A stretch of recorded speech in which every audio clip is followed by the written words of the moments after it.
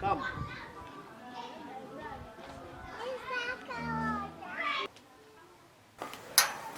Sometimes when a marriage is in trouble, we tend to think of them as a mistake. We tend to look at the marriage as a mistake instead of actually looking out for those mistakes that we are making in our marriages. We start to regret having married our partner. You fantasize getting a new partner. You imagine a marriage without troubles. You wish you had married your ex. Instead of working on what is happening and looking out for those mistakes and correcting them. Welcome back to Bakire's Mission, and as usual, I am Maura Bakire, and I am here to talk about how to go about the feeling or the situation when you start to think that your marriage is a mistake.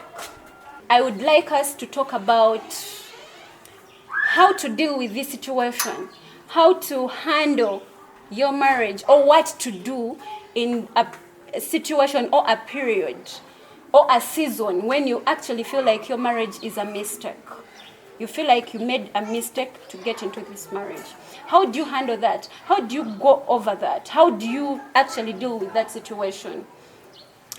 The number one point I'll give you is, before I go into it, I'm clarifying. This is for clarity, that I'm not talking about marriages that involve violence and lives are threatened. No, I'm not talking about that. I'm not talking about marriages that are going into those severe situations. I'm talking about things whereby, like, your partner is annoying you, he's getting on your nerve, it's probably you're not communicating well, or one of you is so moody, one is not listening, one is not helping around the house, or maybe you feel like their parental skills are lacking and you're not agreeing on certain things like that. Those are the things I'm talking about. I'm not talking about situations where our life is threatened.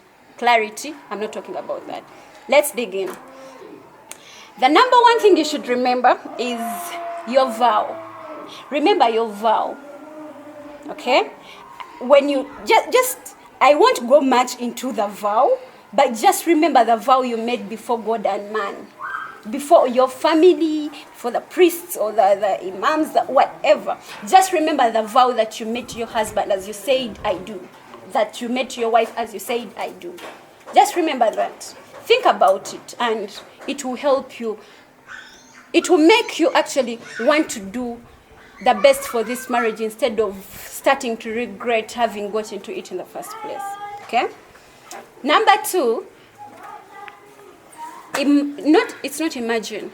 Put in mind and remind yourself that it is the three of you in this marriage. Three of you, not two. Okay? It is you, your spouse, and God. Now your spouse is getting on your nerve, like you're not agreeing on certain things and you're probably not talking, things are going south and you just don't feel like it's working. That is one of the reasons why you definitely feel like it's a mistake. So why don't you talk to the third party? And that third party is actually the most important figure in this marriage, and that is God. Talk to God. Tell him how you feel. Like, pour your heart to God. Tell him, God, this is getting on my nerve. I can't do this. Like, pour your heart out to him. And then ask him for help. Ask him, how do I go about this? How do I actually handle this? I know this is a marriage that you ordained. This is a marriage that you love. This is an institution that you love and support. So how do I go about this? I really want to make it work. I want my marriage to glorify your name. I want my marriage to be a success. I want my marriage to be an example to my children and the people that see me. Simple. That is point number 2. Let's dig into point number 3. Put much effort or energy into actually making this marriage work. What can you do to make it work? Instead of looking out for the exit strategy and the bad about it, why don't you try and look out for the good in it and put some effort into making it work? Like, try and put in some positivity. Ignore the negative that is happening and try putting in some positive energy into making it work. And I'm not asking you to downplay your feelings. I'm not asking you to ignore them, because there must be a reason why you're feeling like your marriage is actually a mistake. Don't ignore that. Yes, do not ignore that, because this is a season and there is a reason as to why you're feeling that way. But again, you can put your energy, like turn the negative energy into a positive one, and instead of looking out for the exit strategy, you actually look out for something that you can do to actually make this marriage work. The other step you can take is talk to someone who understands the value of marriage. Okay? Strictly someone who understands the value of marriage. Yes, you might be having very many friends, but not all of them actually do understand the value of marriage. And I believe that by knowing them, the way you talk to them, what they say about marriage, what they believe about marriage and all that, I believe that who among your friends, who among your circles understands the value of marriage. So talk to that person and pour your heart out about how you feel about it. And I'm sure this person, instead of helping you find the exit strategy, will help you find ways of actually making your marriage work. Okay? So talk to that person. If you don't have that person, talk to a pastor. Look out for a church elder that you can talk to.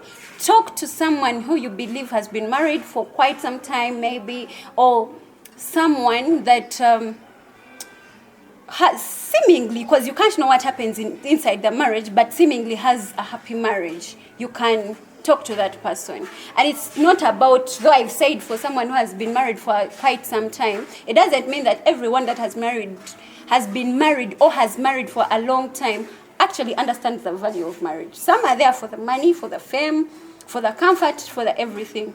But I'm sure, like I said, that amongst your circles, you can tell who of them actually does understand the value of marriage. So talk to that person, pour your heart out to them, and I believe they will help you out. They will give you a solution.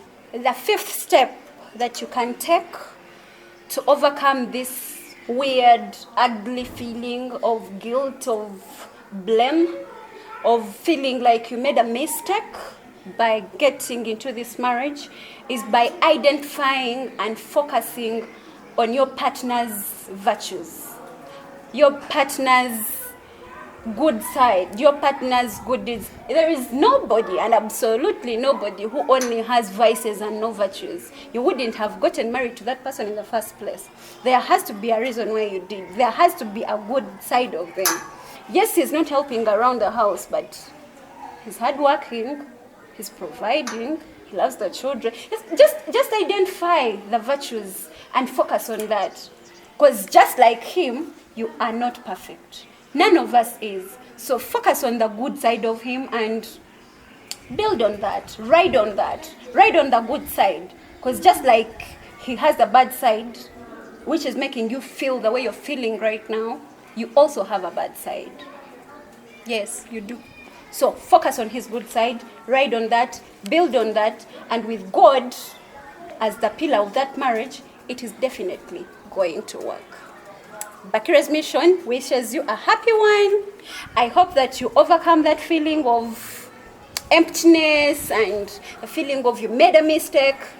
Baby, you didn't make a mistake. Talk to God about it. Unless, like I said in the beginning, unless your life is threatened. Otherwise, if it is something that can be worked on, please do work on it. I wish you the best. I wish you a happy marriage. I wish you fulfillment. I wish you joy. I wish you everything that this world has to offer. Everything good, of course. Not everything. Everything good that this world has to offer. And I love you. Bakire's mission is here for you. Stay blessed.